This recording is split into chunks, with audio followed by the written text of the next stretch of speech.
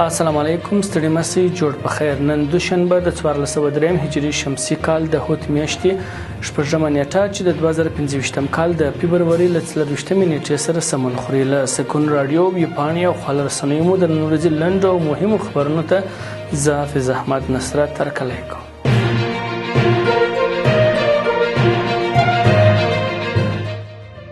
د کندهار په ډنډ ولسوالۍ کې یو روغتیايي مرکز ګټې اخیستنې ته وسپارل شو. د کندهار د افغاني سرې میاشتې د ټولنې مسؤلین وایي چې د یاد ولایت په ډنډ ولسوالۍ کې د څه باندې 6 میلیون افغانیو په لګښت یو روغتیايي مرکز جوړ او ګټې اخیستنې ته سپارل شوی دی. د یادې ټولنې ویان محمد شعیب هغه ویلي چې دغه روغتیايي مرکز د یاد ولایت د ډنډ ولسوالۍ په کروز سیمه کې د قطر هیواد د سرې میاشتې ټولنې په مالی ملاتړ د 6 میلیونه 290,000 افغانیو په لګښت جوړ او ګټې اخیستنې ته سپارل شوی دی.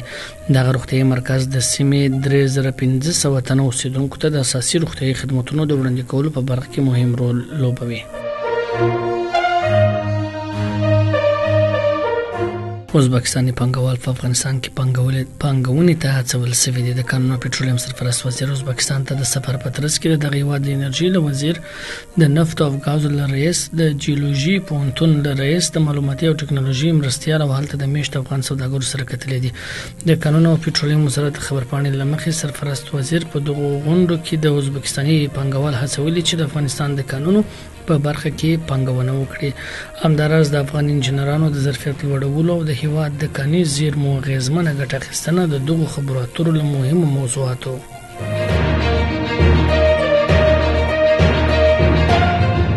تورخم دروازه نن د 3 ورځې لپاره هم بنده ده. د تورخم کمیسار عبدالجبار حکمت ویلي چې پاکستاني لوري د دروازه د 3 ورځې لپاره هم د هر ډول تګ راتګ پر وړاندې تړلې ده. عبدالجبار حکمت وایي نن مازیګر مهال له پاکستاني مسؤلینو سره غونډه کوي او له مقابل لوري سره به د تورخم دروازې د پرانیستلو په موخه خبرې وکړي. نو موږ له مسافرو او ناروغانو غوښتنه کړې ده چې د څو دروازه پرانیستل شوی نه وي تورخم ته د تګ راتګ ډاډه وکړي.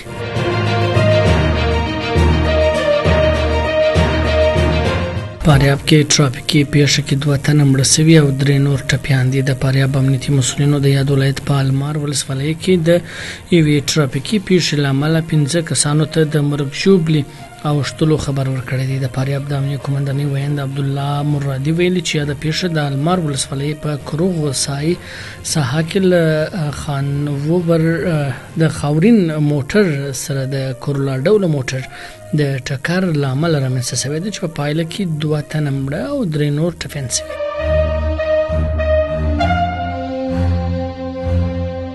تیر کال د افغانستان او چین ترمنځ د 809 میلیونه ډالرو په ارزښت سوداګریزه راکړه ورکړه شوې ده. د صنعت او سوداګرۍ وزارت وایي چې د افغانستان او چین ترمنځ سوداګریزې اړیکې عادي دي او په 2023 کال کې د دواړو هیوادونو ترمنځ د 809 میلیونه ډالرو په ارزښت صادرات او واردات شوي دي او په دې برخه کې د افغان سوداګرو ستونزې هم حل شوي دي.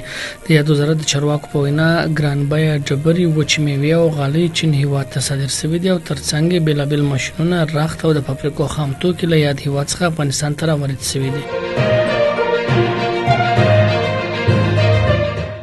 دا د نن ورځې لنډ او مهم خبرونه تر بیا د الله په امان.